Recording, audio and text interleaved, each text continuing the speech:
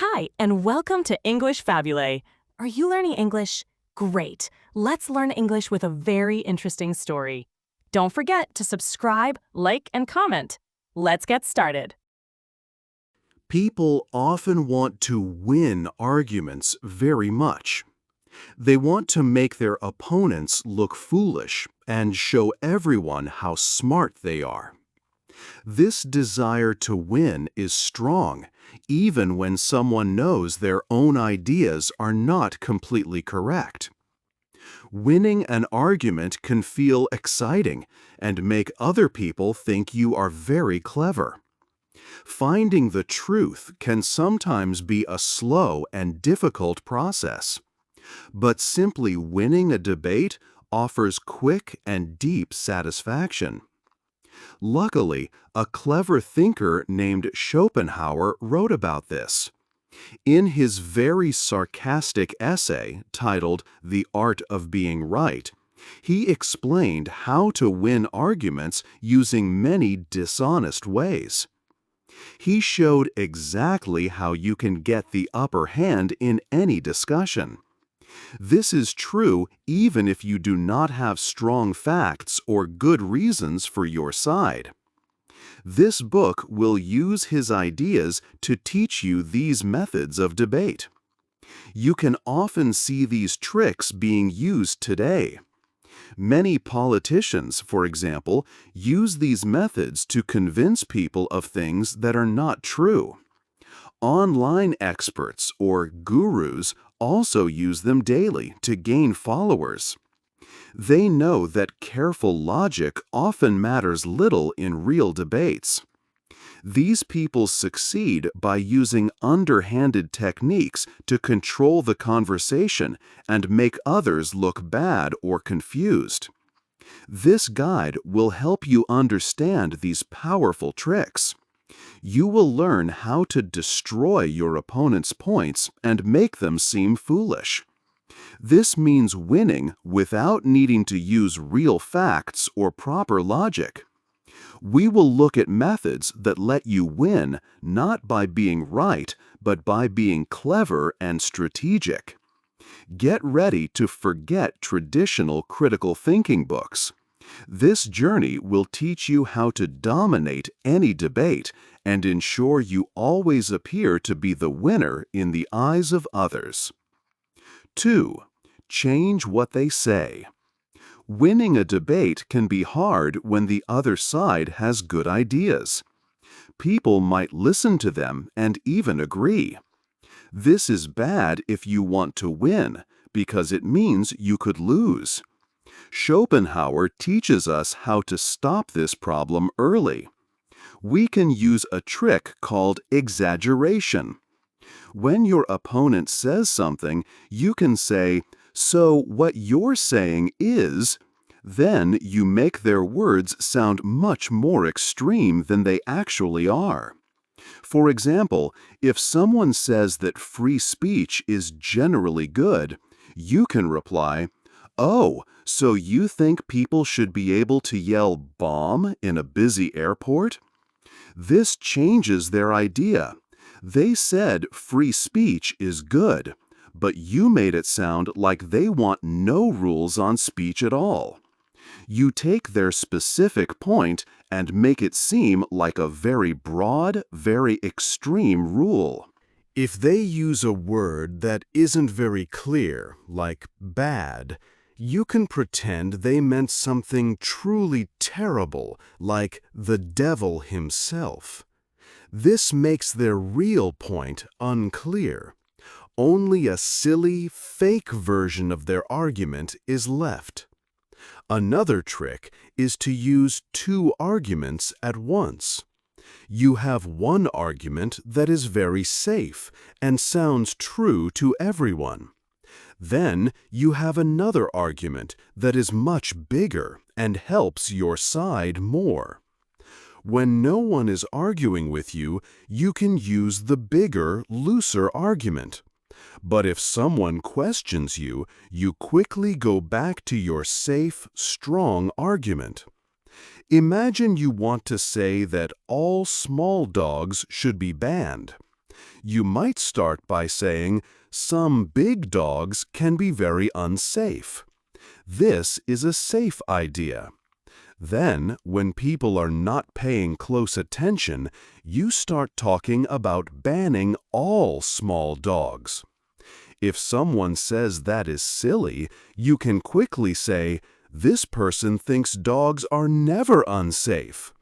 This makes your opponent look wrong and you look right. This method can confuse people. They might start to think that your extreme idea is a natural part of your safe, true statement. The ideas become linked in their minds. They won't stop to think if your extreme suggestion truly comes from your first simple statement. If you use these two tricks well, it becomes very hard to lose an argument. To your audience, you will seem like a very reasonable person. Your opponent will seem to be making a very silly claim they cannot defend. You can set the stage so people already think you are right, even before the real discussion begins. 3. Ask many hard questions. The goal of asking questions in this method is not to learn something new or to find the truth. Instead, it is to confuse your opponent and make them lose their way. You want to keep them off balance by asking many questions, one after another, very quickly. These questions can be about things that are not important to the main topic of the debate. Or they can be loaded questions. A loaded question has a hidden idea or a strong assumption inside it that is hard for your opponent to answer directly without seeming to agree with the hidden idea. Imagine you are debating someone. You might send a barrage of varied questions their way. This means many questions in quick succession. These questions can force your opponent's mind to jump from one topic to another without a break. They will not have enough time to rest and form a clear thought. For example, you could ask about their personal character, even if it has nothing to do with the debate. Or you could ask a question that already assumes something negative or widely disliked about their argument. How do you account for the fact that your idea has consistently led to bad outcomes? This question assumes their idea always leads to bad outcomes, which they might not agree with. When your opponent answers, you should only pay attention when it helps you. If they give a good, clear, and sensible answer, you can simply ignore it. Do not acknowledge it or show that you heard it. But if they make a small mistake, or their answer is a little unclear, confusing, or contradicts something they said earlier, you must react strongly. You can pounce on that mistake, triumphantly stating that their whole position falls apart because of this one error. You want to make them feel uncomfortable and look bad in front of others. One very effective way is to ask questions that contain a false idea or a presupposition inside them. For example, you could ask, "But given that all extreme ideas are dangerous, why do you still support your current plan?" Your opponent does not believe their idea is extreme or dangerous, so they have to answer the question but also explain why the idea that their plan is extreme or dangerous is wrong. To the people watching or listening, it will look like your opponent is giving a very long, convoluted, and confusing response to a simple question. It will seem like they do not truly know what they are talking about, or that they are trying to hide something. You, the person asking the questions, will appear smart and quick-witted, easily able to trip up your opponent with elementary questions. This makes it seem like you have won the argument, even if your opponent is actually very knowledgeable and correct. This method makes your opponent look confused and makes you appear like a superior intellect. 4. Use strong words. Words have a lot of power. They can change how people think about an idea or a person. When you debate, it is important to choose your words carefully. This is called framing the discussion. How you name things and what comparisons you use can influence people's judgment about what is right or wrong. First, you should give your own idea a name that sounds good. Choose words that make people feel positive. For example, instead of saying you want to ban something, you could say you want public safety protection. This makes your side sound helpful and caring. Next, give your opponent's idea a name that sounds bad. Use words that make people feel negative. If someone likes a certain thing, you might call them fanatics or worshippers. This makes their side seem extreme or silly.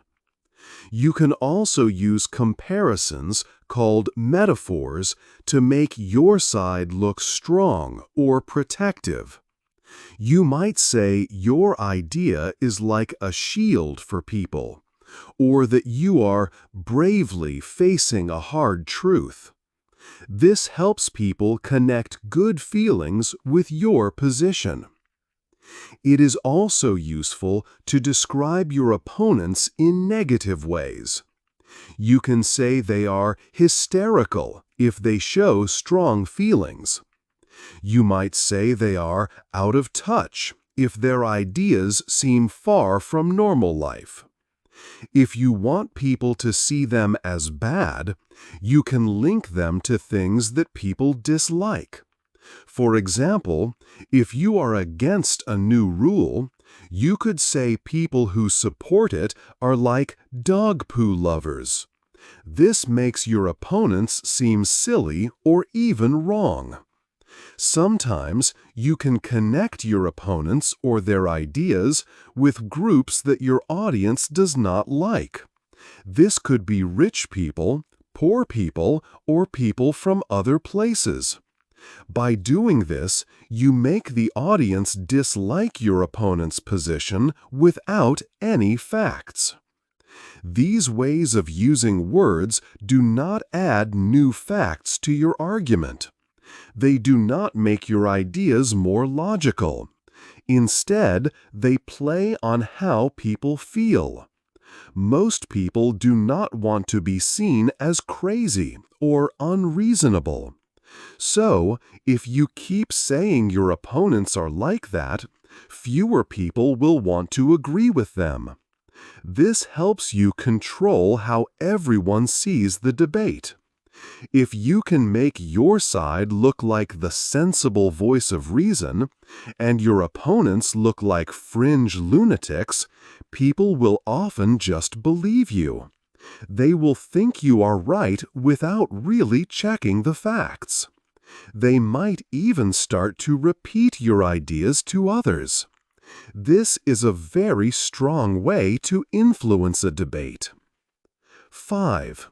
Make things look easy. It is common to hear people say, "Well, it's just common sense, isn't it?" when they want to support an idea. However, common sense is not always right. If people always believed only common sense from long ago, they might still think the sun god Ra fought monsters every night to make the sun rise again. This shows that common sense can often be wrong. One powerful trick in a debate is to state something simple that sounds like common sense, even if it is incorrect. Then you let your informed opponent try to prove it wrong. Because they are an expert, they will need a long and complex explanation. For example, in a debate about the Earth and Sun, a debater might say, "We stay still and the Sun moves. It's just common sense that the Sun goes around the Earth." Then an expert like Copernicus would explain subtle problems with the old model and how a new, more complex one works. The audience might think, they have to work so hard to deny basic facts. This long, detailed answer, even if correct, can make the expert seem weak. Behavioral economist Daniel Kahneman observed that people often prefer a simple explanation, even if it is not completely accurate, over one that is complex but true. If a problem seems too complex, many people will move on. For someone wanting to win, this means making your position simpler than your opponent's, even if it is incorrect. This gives you an advantage. Another very effective tactic is to interrupt your opponent. Imagine they are giving a detailed argument with many steps. If you interrupt them frequently, they will lose their place. They might stumble, forget their point, or explain things poorly. This makes them appear confused or less confident. To the audience, it looks like you are smart and easily finding flaws in their argument. In reality, you are just stopping them from clearly presenting their points. This strategy is important if you think your opponent is about to make a strong point that could disprove your argument. You interrupt them before they can fully explain. This tactic is often seen in interviews where the interviewer does not let the subject finish their thoughts, challenging every small part of their answer. This can leave a strong impression of victory for you. 6. Make your opponent angry. Making your opponent angry is key. Calm opponents explain ideas clearly. This hurts your goal of victory. If your opponent makes a good point, anger them to stop it. An angry person argues less effectively. They might change the topic, say nonsense, or look foolish. Ignore their words. Instead, point to them and ask, "How can I debate with such an angry person?" People will recall your calm behavior, seeing your opponent as emotional and out of control. This makes you seem strong. Many things cause anger. Attack them personally, saying untrue things about their character. This makes people react and defend themselves, pulling focus from the argument. Interrupt often.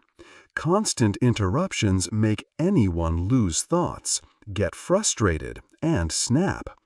Also, use your voice and words. Speak proudly or superiorly, showing you think you are better. This condescending tone can be annoying, making your opponent feel insulted. The main goal is to be a troublemaker. Once angry, your opponent struggles to challenge your ideas.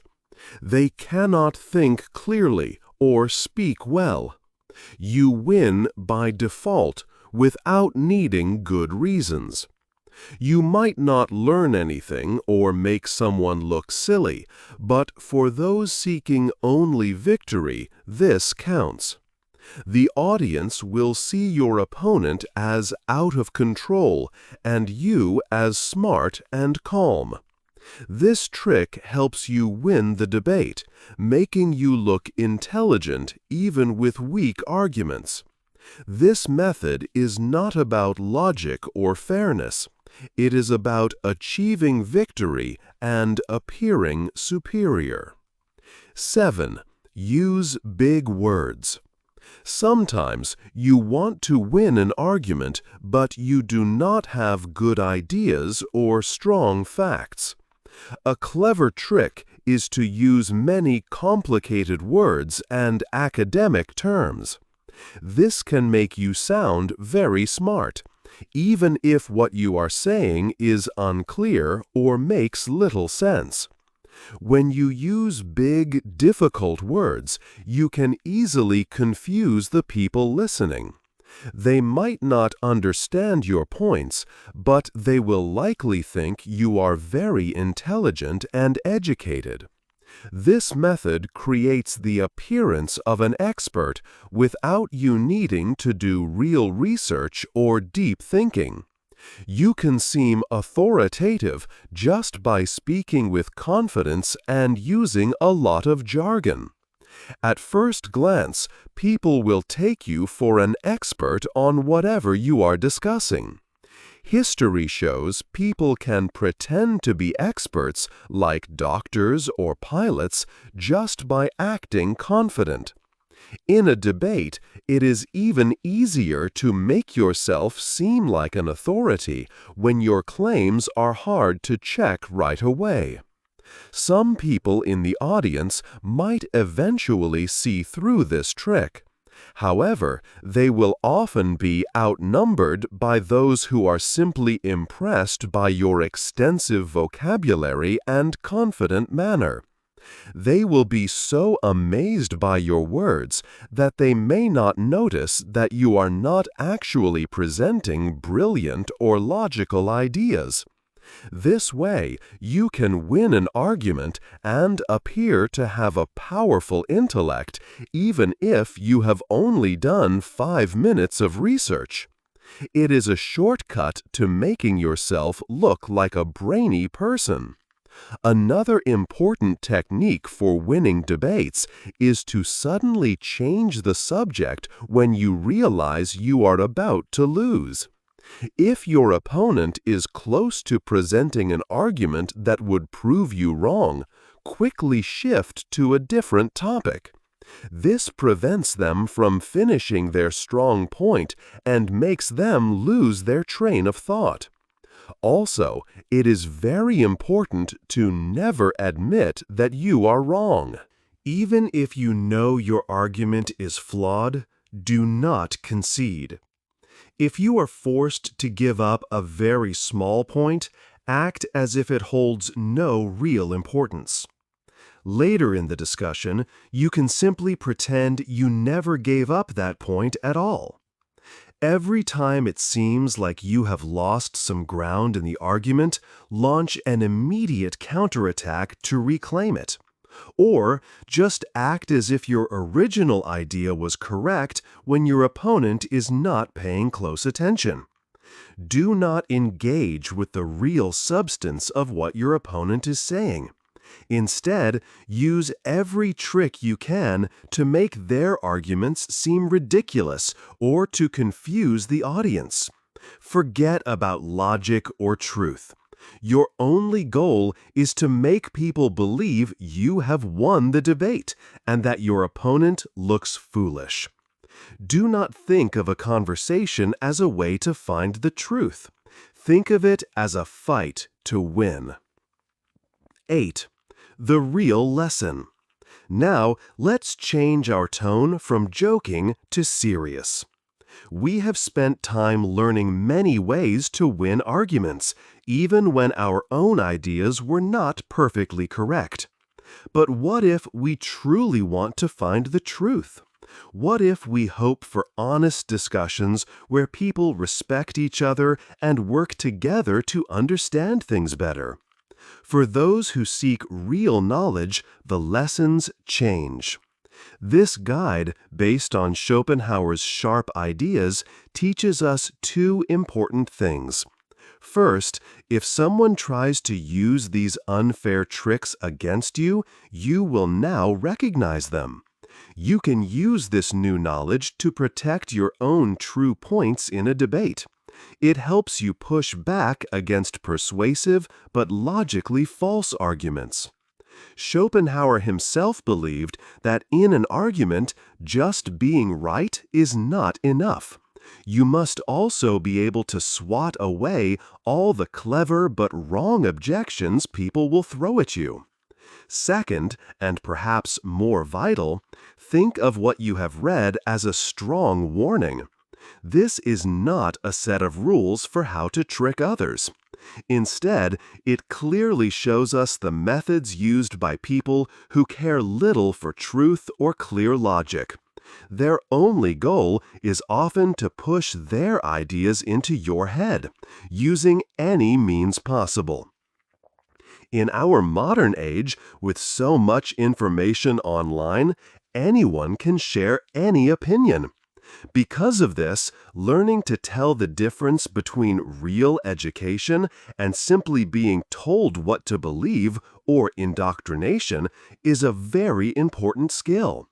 It helps us keep our minds clear and look for what is truly correct, helping us to stay sane. The real lesson from these chapters is clear. Do not let others use these tricks on you. Learn to think deeply and carefully for yourself.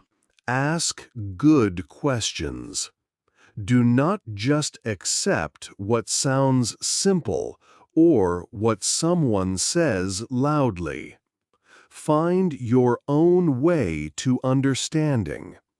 This helps you search for the truth and stay wise in a world full of noise and false claims.